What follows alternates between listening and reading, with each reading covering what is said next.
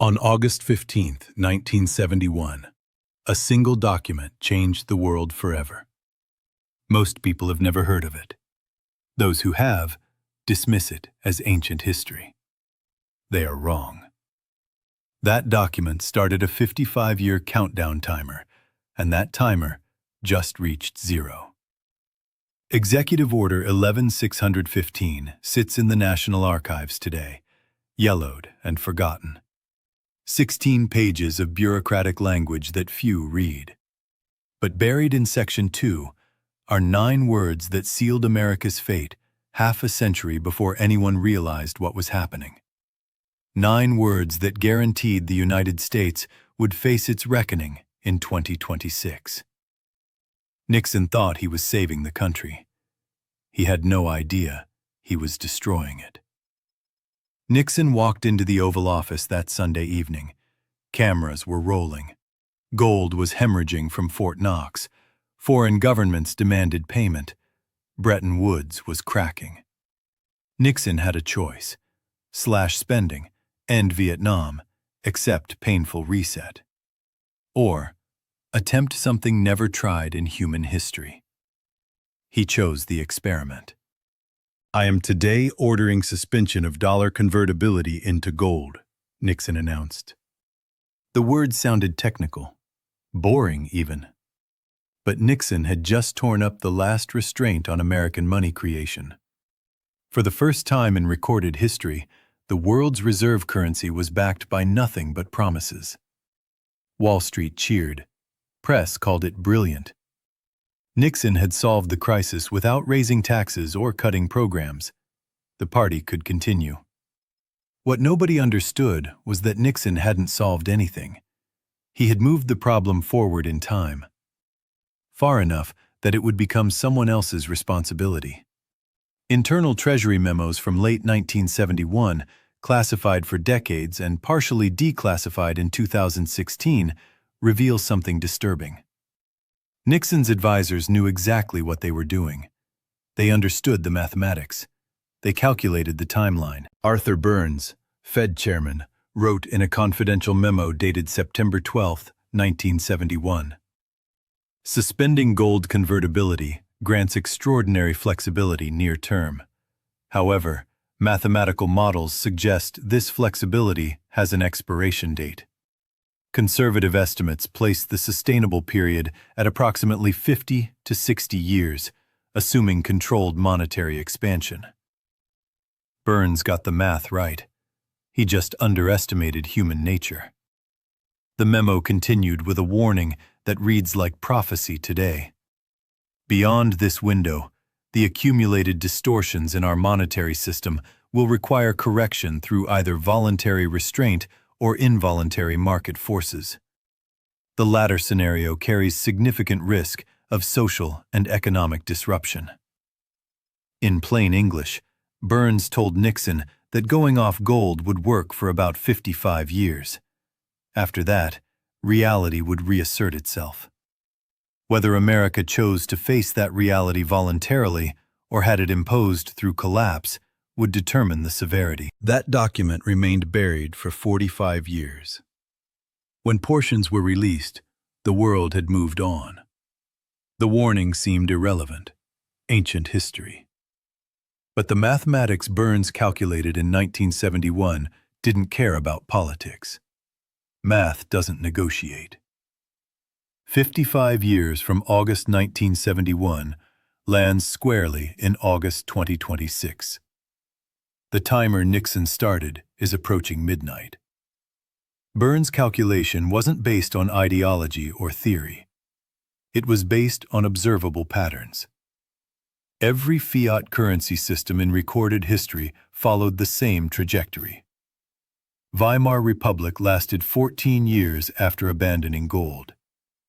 Soviet ruble managed 69 years, but only through authoritarian control. French assignat survived just 5 years. Average lifespan of a reserve fiat currency is approximately 55 years. Nixon's advisors knew they were conducting an experiment with a predictable outcome. They just bet they would be long gone when the bill came due. Early decades seemed to prove skeptics wrong. The 1980s brought prosperity. The 1990s saw unprecedented growth. Even 2008 was survivable because the world still trusted the dollar. The system appeared unshakable. But stability was illusion. Every year since 1971, the distortions Burns warned about were accumulating. The United States could run trade deficits that would bankrupt any other nation. America could borrow unlimited amounts because foreign governments needed dollars. The Fed could create trillions without immediately triggering hyperinflation because those dollars were absorbed by foreign demand. This extraordinary privilege came with extraordinary debt. Not just financial debt, though that has exploded beyond comprehension. The debt of credibility. Every printed dollar weakened the foundation of trust, keeping the entire system functioning. Every crisis requiring more money printing moved the country closer to Burns's mathematical endpoint. The signs that the 55-year window is closing are everywhere, but they're disguised as unrelated events. Foreign central banks are quietly diversifying away from dollar reserves. China and Russia conduct massive trade deals in their own currencies. Saudi Arabia signs oil agreements that bypass the petrodollar system. These aren't random policy shifts. They're rational responses to a system approaching its mathematical limits. The most revealing indicator isn't economic. It's demographic. The generation that lived through the transition to fiat money is dying. The people who remembered when money was backed by gold are leaving positions of power. Their replacements have lived their entire careers in the fiat system. They cannot imagine a world where dollars aren't automatically accepted everywhere. They mistake temporary arrangement for permanent reality. This generational blindness is exactly what Burns feared. His classified memo included a chilling observation. The greatest danger will emerge when decision-makers lose institutional memory of the gold standard era. Without understanding the artificial nature of our monetary flexibility, they will treat unlimited money creation as a permanent tool rather than a temporary expedient. That moment arrived years ago. Look at the federal response to every crisis since 2008. The solution is always the same. Print more money. When banks failed, the Federal Reserve printed trillions to save them. When the economy locked down in 2020, Congress authorized trillions in spending backed by newly created dollars. When inflation emerged, policymakers promised that more spending would solve it. Each response makes sense in isolation.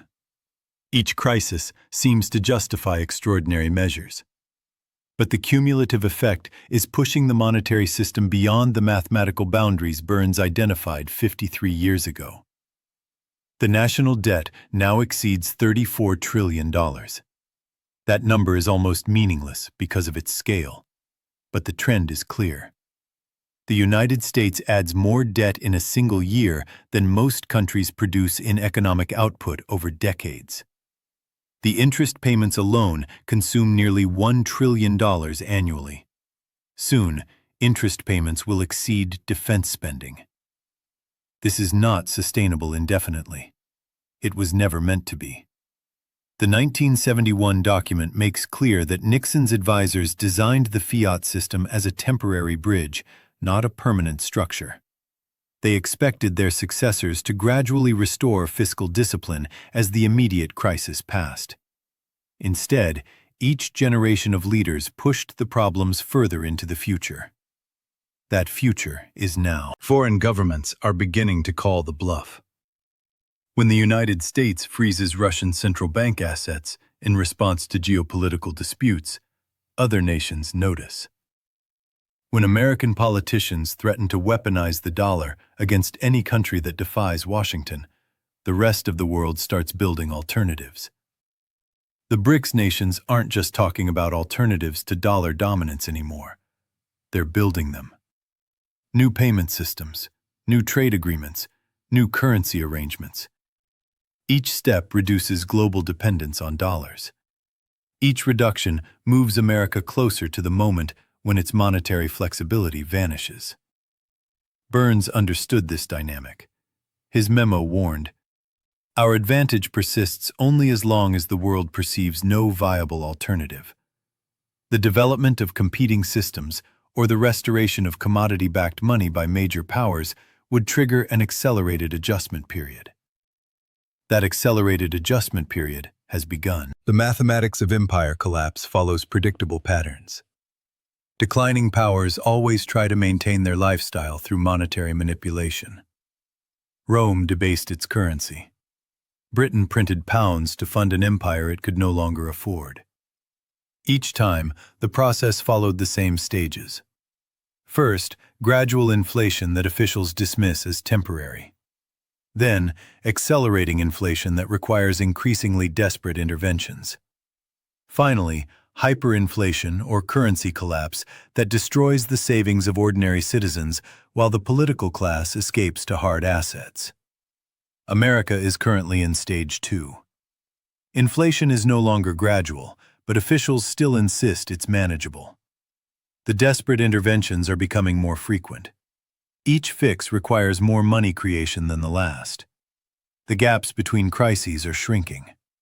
Stage 3 approaches with mathematical certainty. What makes 2026 particularly dangerous isn't just the 55-year anniversary of the Nixon shock. Multiple indicators are converging on the same timeline. Social Security and Medicare face actuarial bankruptcy around 2026. The federal government will need to roll over unprecedented amounts of existing debt, just as foreign appetite for that debt is declining. The demographic cliff hits as baby boomers shift from being productive workers to retirees dependent on government support. Each of these challenges would strain any economy. Together, they create the perfect storm Burns anticipated in his classified analysis. The tragedy is that none of this had to happen. The warnings were there from the beginning. The mathematical limits were calculated and documented. The historical precedents were clear. But each generation of leaders chose short-term comfort over long-term stability. They spent the flexibility Nixon created rather than saving it for genuine emergencies. Now the bill is coming due, and there's no flexibility left. The hidden document from 1971 serves as more than historical curiosity. It's proof that America's current crisis isn't accidental. It isn't the result of poor policy choices or bad luck. It's the predictable outcome of a deliberate experiment that had a known expiration date. That expiration date is 2026. What happens next isn't predetermined. History shows that countries facing monetary collapse have choices. They can implement radical reforms, accept temporary hardship, and rebuild on solid foundations. Or they can continue printing money until the currency becomes worthless and social order breaks down. The choice depends on whether America still has leaders capable of making hard decisions, whether the public can accept that decades of living beyond the country's means must end, whether the political system can function when the magic of unlimited money creation disappears. The signs aren't encouraging. Politicians promise impossible things. Voters demand contradictory outcomes. The media treats trillion-dollar deficits as normal. The institutional memory Burns worried about losing has already vanished. But individual citizens still have options. They can study history instead of trusting headlines. They can prepare for monetary instability instead of assuming the current system will last forever. They can make decisions based on mathematical reality instead of political promises. The timer Nixon started in 1971 cannot be stopped. But it can be survived by those who understand what's coming and why it was always inevitable. Arthur Burns saw this moment 53 years ago. He calculated the timeline with remarkable accuracy. He warned the right people at the right time. His warning was filed away and forgotten. The mathematics he feared would reassert themselves never disappeared. They just waited. Now they're here.